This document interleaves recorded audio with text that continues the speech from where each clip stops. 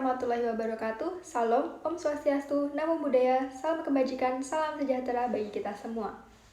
Yang terhormat Bapak Marmono Singgi selaku dosen kelas Akuntansi Perbankan Syariah B dan teman-teman yang saya banggakan.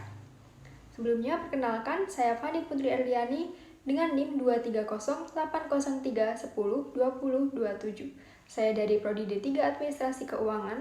Di sini saya akan menyampaikan materi terkait akuntansi pinjaman kord. Tanpa perlu basa-basi, baik-baik kita langsung saja ke materinya.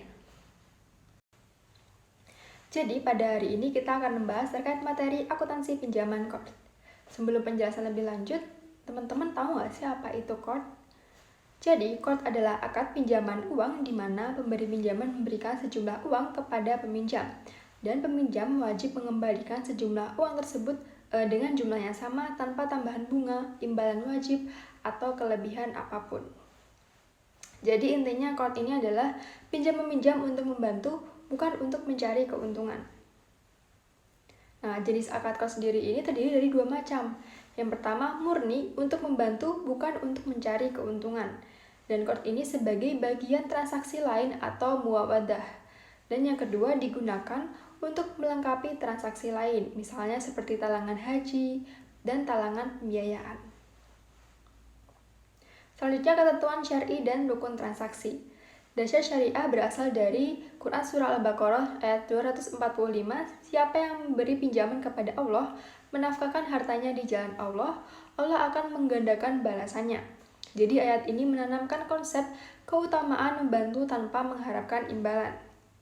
Dan yang kedua yaitu hadis Ibnu Hibban, meminjamkan uang 2 kali sama dengan seperti bersedekah 1 kali. Dan yang ketiga yaitu hadis Bukhari, orang terbaik adalah orang yang paling baik dalam membayar hutang. Jadi hadis ini mengajarkan kejujuran dan tanggung jawab dalam transaksi kord. Rukun transaksi kord ini terdiri dari 3 unsur, yaitu yang pertama ada transaktor, yang disebut dengan mukir dan mustakir, pemberi pinjaman dan penerima pinjaman.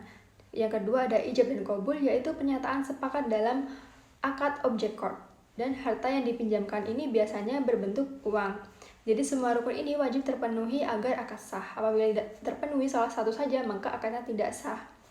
Dan pinjaman kord ini juga diawasi oleh DPS atau Dewan Pengawas Syariah yang memiliki tugas yaitu memastikan pinjaman kord sesuai prinsip syariah, menilai kemampuan nasabah agar tidak terbebani, dan memastikan bank memberi kelonggaran bagi nasabah yang sulit membayar, dan mengawasi agar sanksi bukan berupa tambahan bunga tetapi diarahkan ke dana sosial, serta memastikan dana kord ini berasal dari dana sosial atau dana kebajikan, bukan dana berbunga.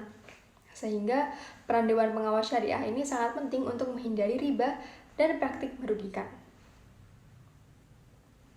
Selanjutnya, alur transaksi pinjaman kord. Nah, biasanya alurnya ini yang pertama, nasabah mengajukan permohonan pinjaman kepada bank dan bank mengevaluasi kelayakan nasabah. Dan kemudian akad kord ini ditandatangani dan dana akan dicairkan ke rekening nasabah. Kemudian nasabah ini akan membayar cicilan sesuai dengan kesepakatan tadi. Jika ada kesulitan, maka bank akan memberikan keringanan. Jika ada tunggakan parah, dapat dibentuk dengan cadangan kerugian.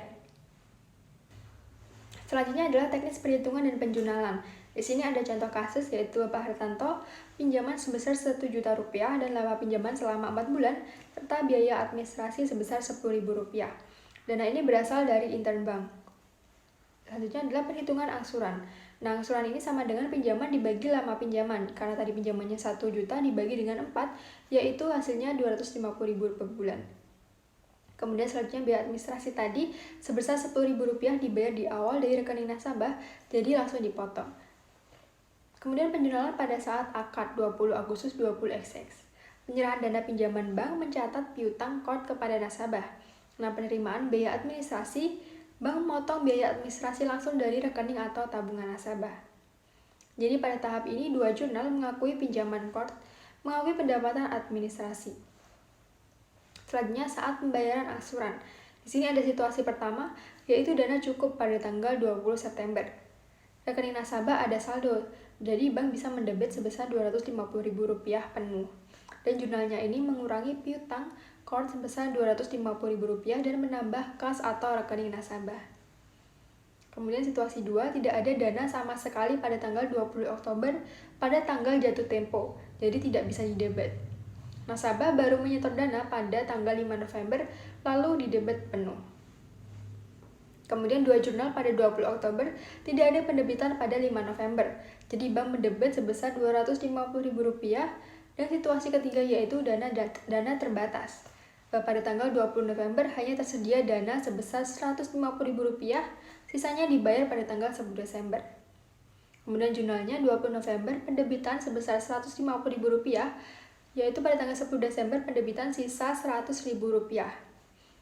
Nah, pembayaran angsuran terakhir ditambah dengan imbalan pada tanggal 20 Desember, jadi Bapak Hartanto membayar angsuran terakhir sebesar Rp250.000 dan imbalan sukarela sebesar Rp25.000. Ini tidak wajib, jadi jurnalnya mengurangi piutang court dan mengakui penerimaan imbalan sebagai dana kebajikan atau non-halal atau income sesuai kebijakan bank. Selanjutnya, pembentukan cadangan kerugian jika nasabah bermasalah. Misalnya, pada Desember 2007, nasabah menyatakan tidak mampu membayar cicilan terakhir. Jadi, bank harus membentuk cadangan kerugian penurunan nilai atau CKPN. Nah, jurnal beban CKPN ini yaitu cadangan kerugian penurunan nilai court. Tujuannya adalah untuk mengantisipasi potensi gagal bayar dari nasabah. Dan penyajian pinjaman court menurut Peraturan Akuntansi Perbankan Syariah Indonesia 2013, menurut PAPSI 2013, pinjaman court ditampilkan pada pos pinjaman court, yaitu cadangan kerugian penurunan nilai disajikan sebagai akun kontra, yaitu pengurang saldo pinjaman. Jadi laporan menunjukkan pinjaman secara bersih setelah dikurangi potensi kerugian. Selanjutnya kesimpulan, jadi court adalah akad pinjaman tanpa tambahan bunga, bersifat sosial, dan bertujuan untuk membantu nasabah, jadi bukan untuk mencari keuntungan. Jadi bank boleh menarik biaya administrasi yang wajar, ada kewajiban memberi keringanan jika nasabah kesulitan. Jadi secara akuntansi, court ini dicatat sebagai piutang dan memiliki CKPN bila diperlukan. Jadi intinya, court menekankan tolong-menolong, keadilan, dan bebas riba. Sekian penyampaian materi dari saya, kurang lebihnya saya mohon maaf. Wassalamualaikum warahmatullahi wabarakatuh. Thanks for watching.